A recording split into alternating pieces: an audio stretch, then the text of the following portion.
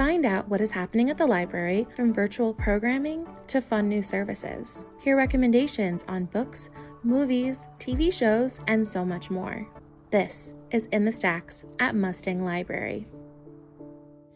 Happy New Year, everyone, and welcome to In the Stacks.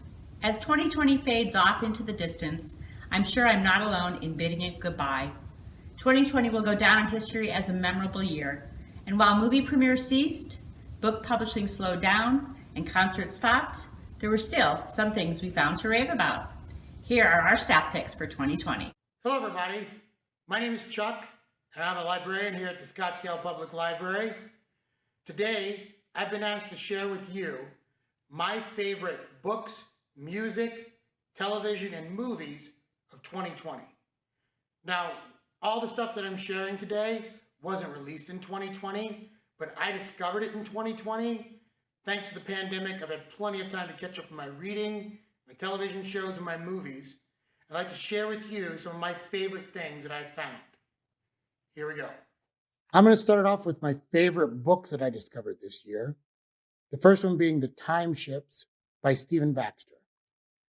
This book is a sequel to the 1895 story The Time Machine by H.G. Wells. It was officially authorized by the Wells estate. In this book, the time traveler continues his adventures, moving forward and backward in time, only to find that his exploits have changed the timeline in ways he could not even imagine.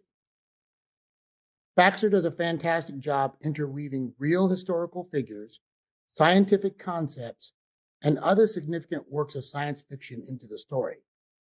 If you're looking for a book that has action, adventure, and is also thought-provoking, this is the book for you. My next book is Time's Eye by Stephen Baxter and Arthur C. Clarke. This is the first book of the Time Odyssey series. In this book, Baxter and Clarke imagine a new world that has been pieced together from different eras of human history. Have you ever wondered what would happen if some of the greatest military leaders, who could never face each other in the real world, suddenly find themselves facing each other? This book pits Genghis Khan versus Alexander the Great, with the fate of the new world hanging in the balance. The authors throw in British soldiers and sepoys from the 1885s, cave people, future UN peacekeepers, stranded astronauts, and real historical figures like Rudyard Kipling in for good measure. Next up is my pick for the best audiobook that I listened to last year. Can't Hurt Me by David Goggins and Adam Skolnick. David Goggins recounts his volatile childhood filled with physical abuse, poverty, and prejudice. He explains how he used those experiences to develop discipline and mental toughness. As a young man, he was directionless, depressed, and overweight, with no prospects for the future. With grit, determination, and mental strategies that he explains in detail, he transformed himself into a U.S. Navy SEAL, an elite ultra-endurance athlete, and a Guinness World Record holder. Goggins tells us repeatedly that he is not special, that motivation isn't the key to lasting change, and that mental toughness is something we can all develop. This is a tale of redemption, an inspiration for anyone who is struggling, and a guide for how to take control of your life. The audiobook is not just a reading of the source material, but expands on it with conversations between Goggins and Skolnick that is a hybrid of an audiobook and a podcast. My pick for the best music of last year is Cutting Grass Volume 1 and 2 by Sturgill Simpson. Since his self-funded debut album High Top Mountain in 2013, Simpson has earned a reputation for his genre-bending songwriting and performances. Simpson is an artist with deep country, rock, blue-eyed soul, pop, and bluegrass influences who refuses to be categorized. He has covered songs from diverse artists such as When in Rome, Willie Nelson, and Nirvana. Cutting Grass is a tribute album of sorts to his paternal grandfather, who tried to introduce him to bluegrass music when he was a kid. It is a reimagining of some of his best songs from previous albums, interspersed with new offerings. Some of my personal favorites include I Don't Mind, I Wonder, Just Let Go, Water in a Well, and Oh, Sarah. One of my favorite movies from last year was Sonic the Hedgehog. Now, maybe it's because I went in with really low expectations. I mean, it's a live action remake of a video game that I've never played, but I was pleasantly surprised. I watched with my kids and they really enjoyed it. And I found myself laughing out loud at times at Jim Carrey's performance. My pick for the best TV show of 2020 is Barry with Bill Hader.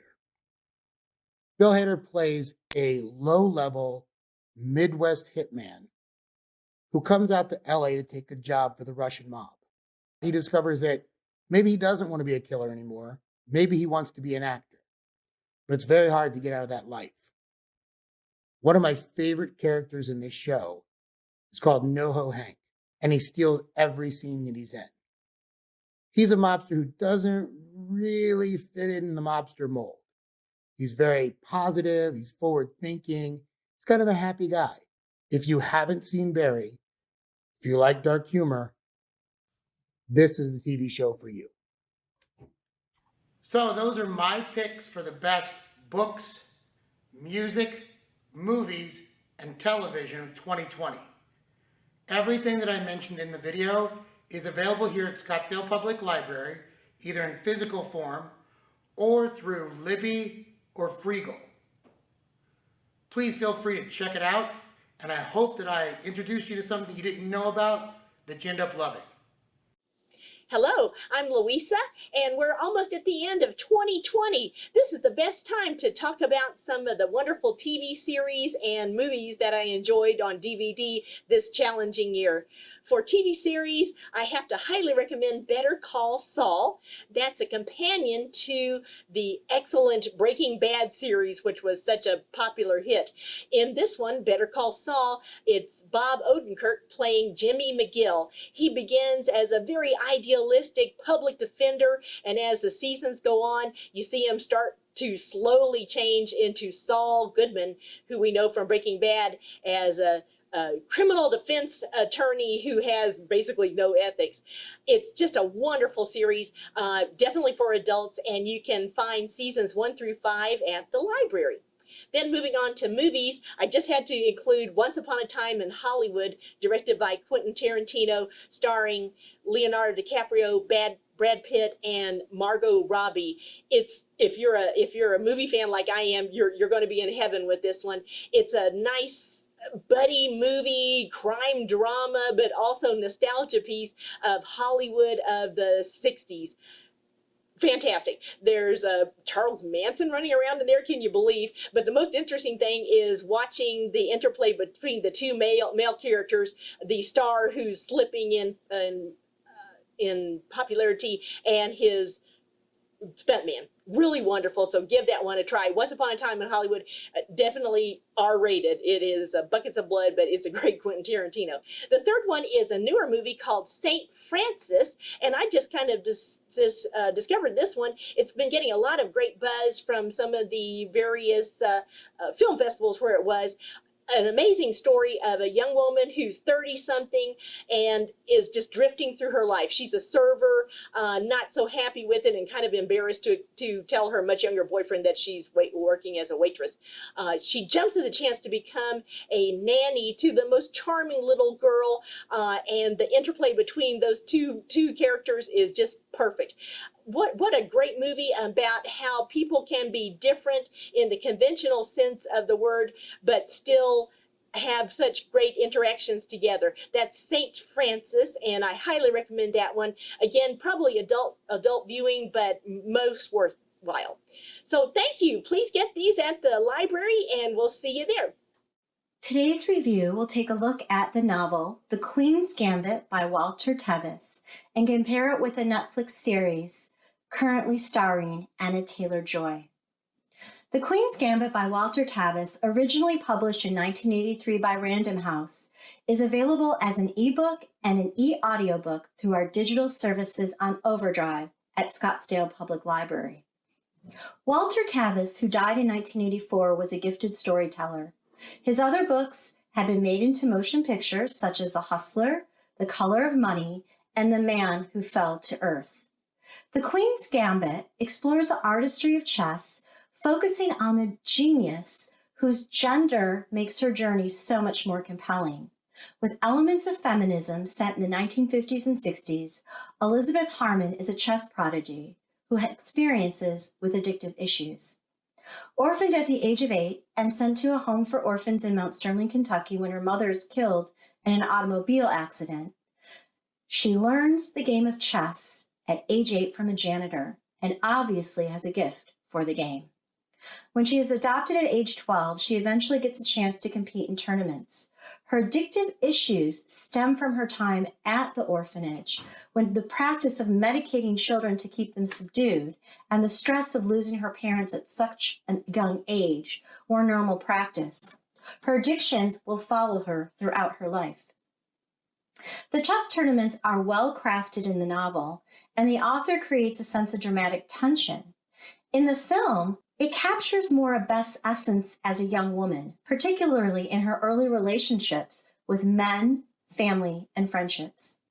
The book had little nuances that were different from the Netflix series. I watched the series first and then read this well-written novel afterwards. Both the film and the novel each had spirited strengths. For example, the film pulled out stronger imagery of the characters as they developed, so you, as a viewer, grew with the characters. In the novel, the detailed chess moves were elevated to a fine, didactic element. But when you compare it with the series on Netflix, the chess game itself was a fine dance on the screen. I recommend pairing the Queen's Gambit novel by Walter Tevis with the complement of Netflix series starring Anna Taylor-Joy. Chess lovers and those who have never played a game will relish in Beth Harmon's character and will become captivated by the enthralling world of chess. Other books you may like are Want Not by Jonathan Miles, A Nearly Perfect Copy by Alison Amend, and The Squares of the City by John Bruner. If you like The Queen's Gambit, I'm sure you will enjoy these titles as well. Please check out The Queen's Gambit by Walter Tevis at Scottsdale Public Library. Hi everybody, and welcome to 2021. Today I'm here to talk about what the library has to offer in regards to book clubs. While we are limited in the services we are currently offering, we do have 3 virtual book clubs and another one starting this year. We have the Arabian Nights book discussion, the Virtual Classics book club, Scottsdale Bakes, which is more of a cooking conversation, and new this year is the Outer Limits book club.